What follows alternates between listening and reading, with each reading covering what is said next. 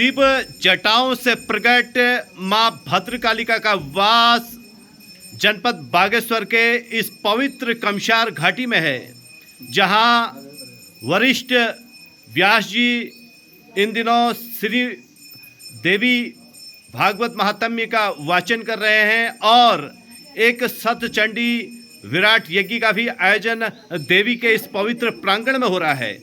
मां भद्रकालिका के प्रति जिनकी गहरी आस्था है, लंबे समय से जिन्होंने अपने आस्थाओं के आराधना के श्रद्धा पुष्प मां भद्रकालिका के चरणों में अर्पित किए हैं, ऐसे वरिष्ठ व्यास आचार्य श्री सतीश चंद्र लोहनी जी हमारे बीच में उपस्थित हैं। लोहनी जी, आपसे थोड़ा सा इस देवी के इस दरबार के महात्म्य के बारे में सर्वप्रथम आपसे जानना चाहेंगे कि आपका यहाँ कब से आगमन हुआ, आपके माता के चरणों में जो श्रद्धा उत्पन्न हुई वो कब हुई, वो किस प्रकार हुई, वो कौन सा ऐसा संयोग था, कौन सा ऐसा अद्भुत क्षण था कि जब आपने इस दरबार पर पहुँच के अद्भुत सुख को महसूस किया।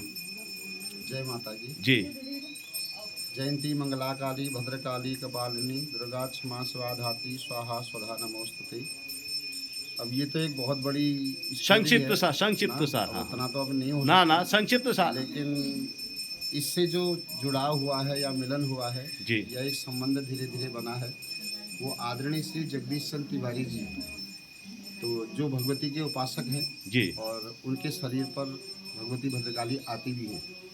ठीक। तो एक बार वो हमारे घर आए थे जागर के संबंध में। अच्छा। तो वहाँ नाचते हुए जब उनके शरीर में आविर्भाव था, तो जब सभी लोग बहुती लगा रहे थे, टीका लगा रहे थे, तो उन्होंने टीका लगा के मेरे कान में कहा मेरे यहाँ आना। अच्छा। तो ये उस समय की चर्चा है। बहुत सुंदर। तो उसके बाद फिर असोच की पहली नवरात्रि में पहुँचा। ये 2002 के लगभग की बात है, 2001-2002 की बात है। जी जी जी। तो 2002 में जब यहाँ पहली बार आया था, तो तब रात के समय में आए थे, तो बस वहीं से सब कुछ पलट गया। बहुत उत्तम। तो आज आप इस पावन दरबार में से क्षेत्रवासियों के नाम एक विशेष संदेश अपनी सुधामयी वाणी की धार से, क्योंकि आप बहुत सुंदर यहाँ पर श्रीमद देवी भागवत कथा का वाचन कर रहे हैं, स्थानीय जनमानस का कहना है कि ऐसी सुधामयी वाणी की धार से श्रीमद देवी भागवत की कथाओं के श्रवण का जो सौभाग्य स्थानीय जनता को प्राप्त हो रहा है, वो अपने आप में एक अद्भुत आनंददायक सुख को प्रदान करने वाला है। तो दो शब्द अपनी सुधामयी वाणी की धार से स्थानीय जनमानस को आप क्या संदेश देना चाहेंगे?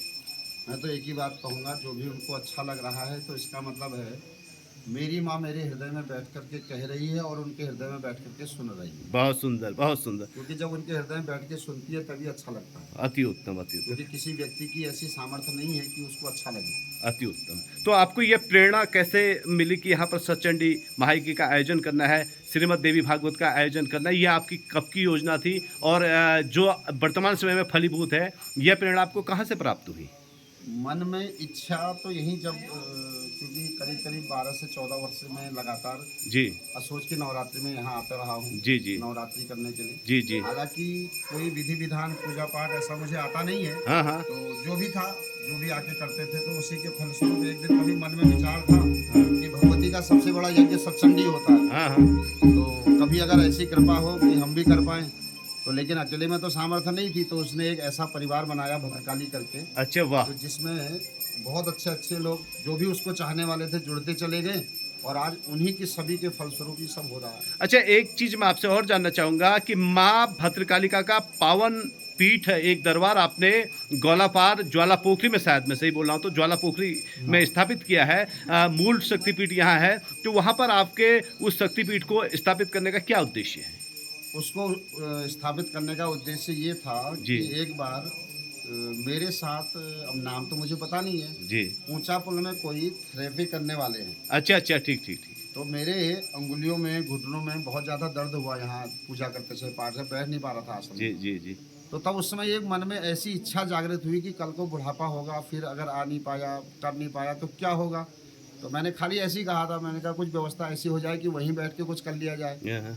तो बस उसके बाद उसने क्या रामलीला घुमाई है वो मुझे भी बता दी। अच्छा अच्छा, कुल मिलाकर के आप उसको देवी की परम इच्छा मानते हैं, देवी की परम कृपा मानते हैं कि ज्वाला पोखरी में, और साथ ही इच्छा भी, इच्छा और कृपा भी नहीं मानता मैं, उससे ज़्यादा ये मानता हूँ कि उसने कहा जीवन भर तो यहाँ आके तो नहीं जुड़ सकता, तो चल मैं वहीं आके तेरे से जुड़ी रहूँगा। बहुत उत्तम बात आपने कही कि जीवन में कभी मनुष्य का शरीर ऐसा भी हो जाता है, बुढ़ापा सभी को आता है, जो लोग यहाँ नहीं आ पाते हैं, कुल मिलाकर के वो अपने आराधना के श्रद्धा पुष्प ज्वाला पोखरी में पहुँच के माँ भद्रकालिका के दरबार में सहजता के साथ अर्पित कर सकते हैं। जहाँ तक मैं समझता हूँ कि उसको स्थापित करने के पीछे यह भी एक कहीं ना कहीं वो रहा होगा, उद्देश्य रहा होगा। कुल मिलाकर के लोहनी जी आपने अपना अमूल्य समय देवी के इस दरबार में प्रदान किया। कुल मिलाकर के माँ भगवती का यह दरबार बड़ा विराट है। इस माँ के अनेक नाम हैं। इन्हें बंगला, विष्णु वनिता, विष्णु शंकर भामनी, वहुला, वेद माता च महाविष्णु पुरुषरूपी, महामतस्या, महाकुर्मा, महावाराह रूपिणी, नरसिंह प्रिया, रम्य वामना, वटु रूपिणी,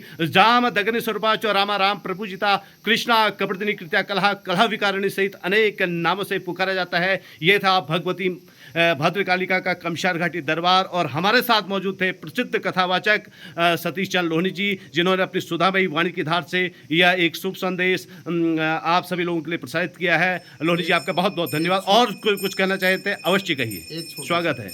अभी आपने कहा था कि आपने अनमोल समय दिया जी। मैं तो ये कहूँगा इस विषय में, क्योंकि मेरे को थोड़ा सा अच्छा नहीं लगा, क्योंकि आपकी अपनी श्रद्धा थी, भावना थी, अपने बिल्कुल विश्वास था।